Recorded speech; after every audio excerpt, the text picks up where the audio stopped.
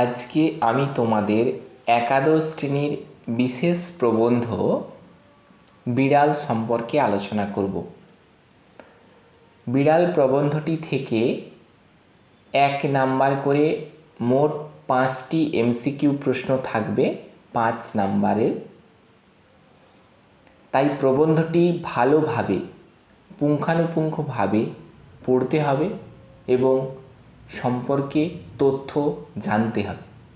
আমি খুব সহজ সরলভাবে পুঙ্খানুপুঙ্খ বিশ্লেষণের দ্বারা এই প্রবন্ধের পর্ব 1-এর আলোচনা শুরু করছি। বিড়াল প্রবন্ধটির রচয়িতা প্রবন্ধকার বঙ্কিমচন্দ্র চট্টোপাধ্যায়। আগে আমাদের সাহিত্য সম্রাট বঙ্কিমচন্দ্র চট্টোপাধ্যায় সম্পর্কে জেনে নিতে হবে। বঙ্কিমচন্দ্র চট্টোপাধ্যায় 1838 খ্রিস্টাব্দের 26শে জুন উত্তর চব্বিশ পরগনা জেলার নৈহাটির কাঁঠালপাড়ায় জন্মগ্রহণ করেন। প্রায় 42 বছর ব্যাপী সাহিত্য জীবনে তিনি বহু উপন্যাস, বহু প্রবন্ধ, রম্য রচনা করে তার কৃতিত্বের পরিচয় দিয়েছেন। তার সাহিত্য চর্চা শুরু হয় কবিতার মাধ্যমে। বঙ্কিমচন্দ্রের দুর্গেশ নন্দিনী, যেটি 1865 খ্রিস্টাব্দে রচিত হয়, এই দুর্গেশ নন্দিনীকে প্রথম শিল্প সার্থক উপন্যাস বলা যায়।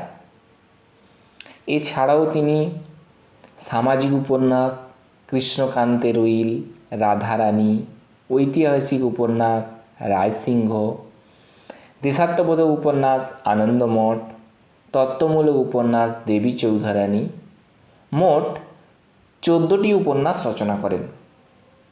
তার রচিত বন্দে মাতরম জাতীয় স্তোত্র আজও সম্মানের সঙ্গে সম্মানিত। এই কালজয়ী আলোক সামান্য প্রতিভার অধিকারী ঋষি বঙ্কিম 1898 খ্রিস্টাব্দে পরলোক গমন করেন। বঙ্কিমচন্দ্রের এই বিড়াল প্রবন্ধটি কমলাকান্তের দপ্তর গ্রন্থ থেকে নেওয়া হয়েছে। কমলাকান্তের দপ্তর এই গ্রন্থটি 1875 সালে প্রকাশিত হয়। এই গ্রন্থের 13 সংখ্যক রচনা হলো আমাদের পাঠ্য বিড়াল প্রবন্ধটি। এবার এই প্রবন্ধের কিছু গুরুত্বপূর্ণ তথ্য আমরা এক নজরে জেনে নেওয়ার চেষ্টা করব। প্রবন্ধটি প্রকাশিত হয় বঙ্গদর্শন পত্রিকায় 1281 বঙ্গাব্দের চৈত্র সংখ্যায়। প্রবন্ধটিতে বঙ্কিমচন্দ্র চট্টোপাধ্যায় শ্রী কমলাকান্ত চক্রবর্তী ছদ্মনামে লিখেছেন। প্রবন্ধের দুটো চরিত্র বিড়াল এবং কমলাকান্ত। এই বিড়াল প্রবন্ধটি রসাত্মক ও ব্যঙ্গাত্মক মূলক একটি রচনা। এই প্রবন্ধের মূল বক্তব্য ধনী দরিদ্রের বৈষম্য দূর করা। প্রবন্ধে কমলাকান্ত ও বিড়ালকে দুটো শ্রেণীর প্রতিনিধি হিসাবে দেখানো হয়েছে। কমলাকান্ত হলেন সুবিধাভোগী সচ্ছল শ্রেণীর মানুষ, অপরদিকে বিড়াল শোষিত নিপীড়িত দরিদ্র সমাজের মানুষ। আসলে সমাজের দুটো শ্রেণীর মধ্যে সাম্যের মতবাদ প্রচারের জন্যই এই বিড়াল প্রবন্ধটি রচনা করেছেন। তবে এক্ষেত্রে বলে রাখা ভালো, রুশোর সোশ্যাল কন্ট্রাক্ট বা সামাজিক চুক্তি মতবাদ বঙ্কিমচন্দ্রকে গভীরভাবে প্রভাবিত করেছিল। তারই এক অনন্য ফসল বিড়াল প্রবন্ধটি ধরে নেওয়াই যেতে পারে।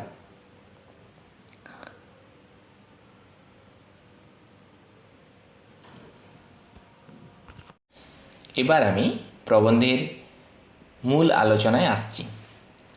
প্রবন্ধটি মোট 4টি অংশে বিভক্ত।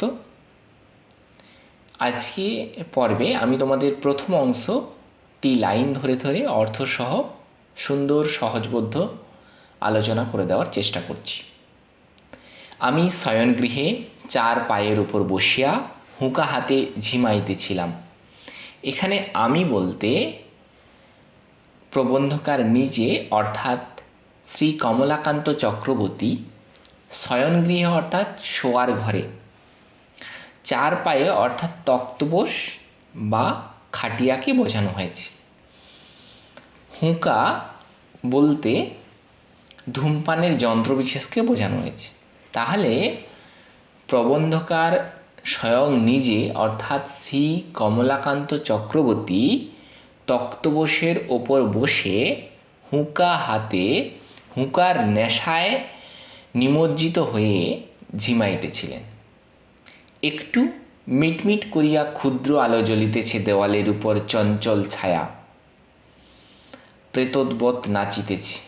মিটমিট করে ক্ষুদ্র আলো জ্বলছে, দেওয়ালের উপর চঞ্চল অর্থাৎ অস্থির বা অস্পষ্ট একটা ছায়া দেখা যাচ্ছে, যেন মনে হচ্ছে প্রেতোদ্বৎ অর্থাৎ প্রেতের মতো নাচছে সেই ছায়াটি। আহার প্রস্তুত হয় নাই, এজন্য হুঁকা হাতে। আহার অর্থাৎ খাদ্য, অর্থাৎ খাদ্যদ্রব্য তৈরি হয়নি, তাই জন্য হুঁকা হাতে প্রবন্ধকার নিজেই নেশাগ্রস্ত হয়ে পড়েছেন। নিমিলিত লোচনে আমি ভাবিতেছিলাম যে আমি যদি নেপোলিয়ান হইতাম। নিমিলিত লোচনে কথার অর্থ চোখ বুঝে, অর্থাৎ চোখ বুঝে একাগ্র চিত্তে স্বয়ং প্রবন্ধকার ভাবতেছিলেন যদি তিনি নেপোলিয়ান হইতেন। কে এই নেপোলিয়ান?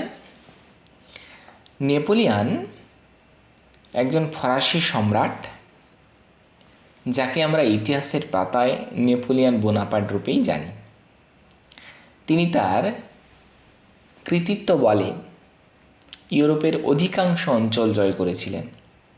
1815 খ্রিস্টাব্দে ওয়েলিংটনের প্রথম ডিউক আর্থার ওয়েলেসলির কাছে তিনি পরাজিত হন। পরে সম্মিলিত রাজ্যের প্রচেষ্টায় ডিউক তার ওয়েলিংটনের নেতৃত্বে নেপোলিয়ানকে বন্দি করে সেন্ট হেলেনা দ্বীপে। তো সেই নেপোলিয়ান বোনাপার্টের কথা বলা হয়েছে।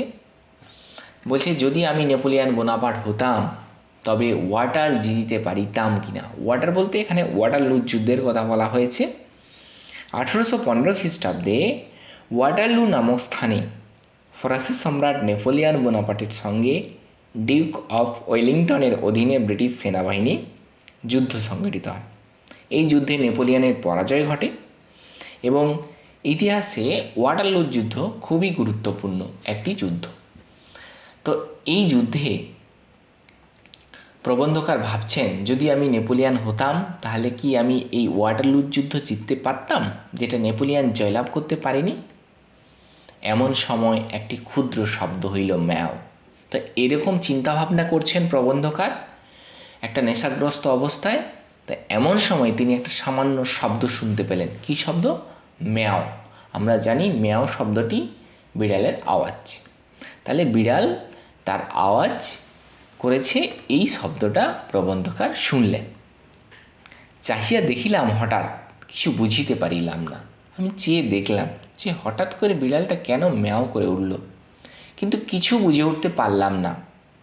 প্রথমে মনে হইল ওয়েলিংটন হঠাৎ বিড়ালত্ব প্রাপ্ত হইয়া আমার নিকট আফিং ভিক্ষা করিতে আসিয়াছে। হঠাৎ মনে হলো প্রবন্ধকারের যে ওয়েলিংটন অর্থাৎ যে নেপোলিয়ান বোনাপার্টকে যুদ্ধে হারিয়েছিল, সে হঠাৎ বিড়ালের রূপ ধরে আমার কাছে এসেছে আফিং ভিক্ষা করতে। আফিং ভিক্ষা করতে এসেছে। প্রথমে উদ্যমে পাষাণবৎ কঠিন হইয়া বলিব মনে করিলাম যে, প্রথম উদ্যমে অর্থাৎ প্রথম চেষ্টায়, পাষাণবৎ কথার অর্থ হলো পাথরের মতো কঠিন, অর্থাৎ প্রথম চেষ্টায় আমি পাথরের মতো কঠিন হইয়া একথা বলবো মনে করলাম যে ডিউক মহাশয়কে ইতিপূর্বে যথোচিত পুরস্কার দেওয়া গিয়াছে, এক্ষণে আর অতিরিক্ত পুরস্কার দেওয়া যাইতে পারে না। অর্থাৎ আপনি যুদ্ধে জয়লাভ করেছেন, ডিউককে সম্বোধন করে বলা হয়েছে আপনি যুদ্ধে জয়লাভ করেছেন, এই জন্য আপনাকে যথেষ্ট পুরস্কার দেওয়া হয়েছে, আর এর বেশি পুরস্কার আপনাকে দেওয়া সম্ভব নয়। অর্থাৎ এখানে তিনি বলতে চাইলেন যে আর আফিং দেওয়া যাবে না। বিশেষ অপরিমিত লোভ ভালো নহে, ডিউক বলিল ম্যাও। অর্থাৎ অপরিমিত কথার অর্থ হচ্ছে যে প্রয়োজনের চেয়ে অনেক বেশি, অর্থাৎ বেশি লোভ ভালো নয়। এরপরে ডিউক বলিল ম্যাও, আবার ডিউক ম্যাও বলে চিৎকার করিল। এখানে ডিউক বলতে প্রবন্ধকার বিড়ালকেই বুঝিয়েছেন। তখন চক্ষু চাহিয়া ভালো করিয়া দেখিলাম যে ওয়েলিংটন নহে। এবং দ্বিতীয়বার যখন আবার ম্যাও শুনলেন তখন তিনি একটু সতর্কভাবে চোখ চেয়ে দেখলেন কি না, এ তো ওয়েলিংটন নয়, একটি ক্ষুদ্র মার্জার, একটা ছোট্ট মার্জার অর্থাৎ বেড়াল। প্রসন্ন আমার জন্য যে দুগ্ধ রাখিয়া গিয়াছিল, প্রসন্ন বলতে এখানে এক প্রসন্ন গোয়ালিনীর কথা বলা হয়েছে। সেই প্রসন্ন গোয়ালিনী স্বয়ং প্রবন্ধকারের জন্য দুগ্ধ রেখে গিয়েছিল, তাহা নিঃশেষ করিয়া উদরসাৎ করিয়াছে। তাহা একদম শেষ করে, উদরসাৎ কথার অর্থ খেয়ে ফেলা হয়েছে এমন, এই অর্থে উদরসাৎ। আর নিঃশেষ কথার অর্থ তোমরা সবাই জানো পুরোপুরি, অর্থাৎ তা পুরোপুরি খেয়ে ফেলেছে। আমি তখন ওয়াটারলুর মাঠে ব্যূহ রচনায় ব্যস্ত, অত দেখি নাই। অর্থাৎ আমি বলতে স্বয়ং প্রবন্ধকার কমলাকান্ত চক্রবর্তী তখন ওয়াটারলুর মাঠে কি ব্যূহ অর্থাৎ কি কৌশলে সৈন্য সাজানোকে বোঝানো হয়েছে। তিনি ওয়াটারলুর মাঠে কৌশলে কিভাবে সৈন্য সাজাবেন এই চিন্তাভাবনায় তিনি ব্যস্ত ছিলেন। তিনি অত খেয়াল করেননি যে কখন ওই মার্জার এসে সমস্ত দুগ্ধ খেয়ে নিয়েছে। এক্ষণে মার্জার সুন্দরী নির্জল দুগ্ধপানে পরিতৃপ্ত হইয়া আপন মনের সুখ এ জগতে প্রকটিত করিবার অভিপ্রায়ে অতি মধুর স্বরে বলিতেছে ম্যাও। এক্ষণে মার্জার সুন্দরী অর্থাৎ বিড়ালকেই বোঝানো হয়েছে। নির্জল দুগ্ধপানে, নির্জল মানে জল নেই যে দুধে, অর্থাৎ খাঁটি দুগ্ধ, সেই দুগ্ধপানে পরিতৃপ্ত হয়ে, পরিতৃপ্ত কথার অর্থ হচ্ছে একেবারে সন্তুষ্ট হয়ে, এই অর্থে পরিতৃপ্ত হয়ে আপন মনের সুখে এ জগতে প্রকটিত করিব, অর্থাৎ নিজে একটা সুখ অনুভব করছে এবং সেইটা বোঝাবার জন্য অতি মধুর স্বরে আবার ম্যাও আওয়াজটি করে বসল। বলিতে পারি না, বুঝি তাহার ভিতরে একটু ব্যঙ্গ ছিল। বলছে এই যে ম্যাও উচ্চারণ, এই ম্যাও উচ্চারণের মধ্যে কিছু ব্যঙ্গাত্মক মনোভাব প্রকাশ পেয়েছে। বুঝি মার্জার মনে মনে হাসিয়া আমার পানে চাহিয়া ভাবিতেছে, মার্জার বলতে বিড়ালটি মনে মনে হাসছে এবং প্রবন্ধকারের দিকে চেয়ে ভাবছে কি, কেহ মরে বিল ছেঁচে, কেহ খায় কই। অর্থাৎ কেহ বিল অর্থাৎ খালবিলের কথা বলা হয়েছে, খালবিল ছেঁচে কেউ মরছে, আবার কেউ সেই খালবিলের যে মাছ সেগুলোকে ধরে খাচ্ছে। অর্থাৎ একজন পরিশ্রম করে যাচ্ছে, আরেকজন সেই পরিশ্রমের ফসল ভোগ করে যাচ্ছে। এখানে পরিশ্রমের ফসল ভোগ করলো কে না, এই বিড়ালটি। বুঝি সে ম্যাও শব্দে একটু মন বুঝিবার অভিপ্রায় ছিল। তার মানে এখানে ম্যাও শব্দটা মন বোঝার অভিপ্রায়ে ব্যবহার করা হয়েছে। বুঝি বিড়ালের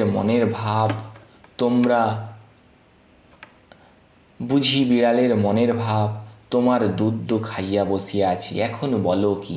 এখানে তোমার দুধ বলতে এখানে বোঝানো হয়েছে প্রসন্ন গোয়ালিনী মঙ্গলা গায়ের যে দুধ দুইয়ে এনেছিল, সেই মঙ্গলা গায়ের দুধ ও প্রবন্ধকার তার নিজের জন্য রেখেছিলেন খাবেন বলে, কিন্তু সেই দুগ্ধ মার্জার খেয়ে ফেলেছে। এবং সেই খেয়ে ফেলার ফলে মার্জার একটু ব্যঙ্গ সুরে বলেছে, আমি তো তোমার দুগ্ধ সব খেয়ে ফেলেছি, এখন কি বলবে বলো। বলি কি, আমি তো ঠিক করিতে পারিলাম না। অর্থাৎ প্রবন্ধকার কি বলবেন ঠিক করে উঠতে পারলেন না। দুধ আমার বাপেরও নয়, অর্থাৎ আমার পৈতৃক সম্পত্তি নয় এই দুগ্ধ। দুধ মঙ্গলার, অর্থাৎ মঙ্গলা নামক গাভীর এই দুগ্ধটি। দুহিয়াছে কে না, দুহিয়াছে প্রসন্ন গোয়ালিনী। অতএব সেই দুগ্ধে আমারও যে অধিকার, বিড়ালেরও তাই।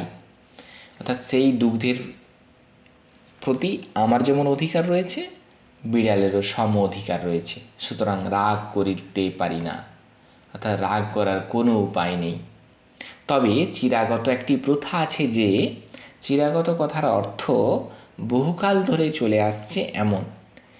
বহুকাল ধরে চলে আসা একটা প্রথা বা নিয়ম রয়েছে।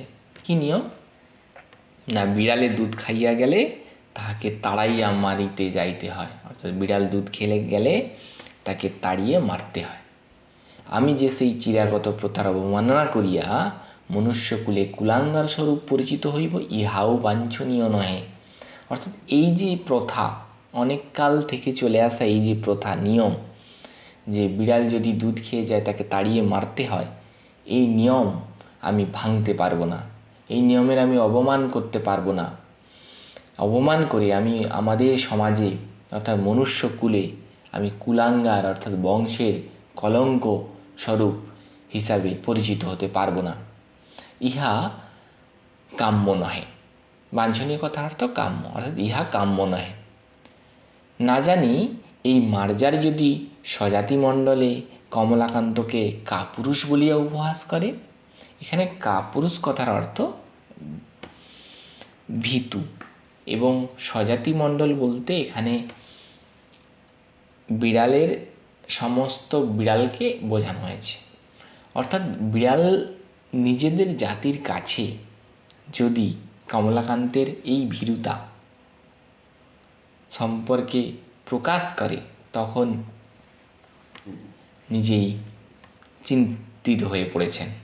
অতএব পুরুষের ন্যায় আচরণ করাই বিধেয়। অর্থাৎ একজন পুরুষের যেরকম আচরণ করা শোভা পায়, ঠিক সেই রকম আচরণ করাই আমার উচিত। ইহা স্থির করিয়া সকাতর চিত্তে হস্ত হইতে হুঁকা নামাইয়া, ইহা স্থির করিয়া সকাতর চিত্তে কথার অর্থ হচ্ছে দুঃখ ভরা মনে। অর্থাৎ দুঃখ ভরা মনে আমার হাত থেকে হুঁকাটা নামিয়ে অনেক অনুসন্ধানে, অনেক খুঁজে এক ভগ্ন ষষ্ঠী, একটা ভাঙা লাঠি আবিষ্কৃত করিয়া সগর্বে মার্জানির প্রতি ধাবমান হইলাম। অর্থাৎ একটা ভাঙা লাঠি নিয়ে আমি গর্বের সঙ্গে মার্জি অর্থাৎ বিড়ালের দিকে এগিয়ে গেলাম। মার্জারি কমলাকান্তকে চিনিত, অর্থাৎ বিড়ালটি কমলাকান্তকে জানত। সে ষষ্ঠী দেখিয়া বিশেষ ভীত হইয়ার কোনো লক্ষণ প্রকাশ করিল না। সে লাঠি দেখে কোনো ভয়ের বাতাবরণ তৈরি করল না। কেবল আমার মুখপানে চাহিয়া হাই তুলিয়া একটু সরিয়া বসল। একটু মুখের দিকে চাইলে এবং ব্যঙ্গাত্মক একটা হাই তুলল এবং সরে বসল। বলিল, ম্যাও। প্রশ্ন বুঝিতে পারিয়া ষষ্ঠী ত্যাগ করিয়া পুনরপি শয্যায় আসিয়া হুঁকা লইলাম। অর্থাৎ আমি বুঝতে পারলাম যে সে আমাকে ভয় পায়নি, এবং এও যেমন ঠিক আবার এও ঠিক। সে বোঝাতে চাইল যে এতে আমারও অধিকার রয়েছে, সুতরাং আমিও এই দুগ্ধ পান করতে পারি। এই কথা যখন প্রবন্ধকার বুঝলেন, তখন তিনি নিরুপায় হয়ে আবার শয্যায় অর্থাৎ শুয়ে পড়লেন এবং হুঁকা টানতে লাগলেন। তখন দিব্যকর্ণ প্রাপ্ত হইয়া মার্জানের বক্তব্য সকল বুঝিতে পারিলাম। যখন তিনি হুঁকা টানতে ছিলেন, তখন দিব্যকর্ণ অর্থাৎ অলৌকিক ক্ষমতা সম্পন্ন যে কানের দ্বারা অন্তর অবধি শোনা যায়, সেই কানের দ্বারা তিনি বিড়ালের সমস্ত বক্তব্যগুলোকে পরিষ্কারভাবে বুঝতে পারলেন। আজকে এই পর্যন্তই। আগামী পর্বে আমি পরবর্তী অংশ আলোচনা করে দেব। আমার ভিডিও তোমাদের যদি ভালো লেগে থাকে একটু লাইক করে দিও, সাবস্ক্রাইব করে বন্ধুদের মধ্যে শেয়ার করে দিও। ধন্যবাদ।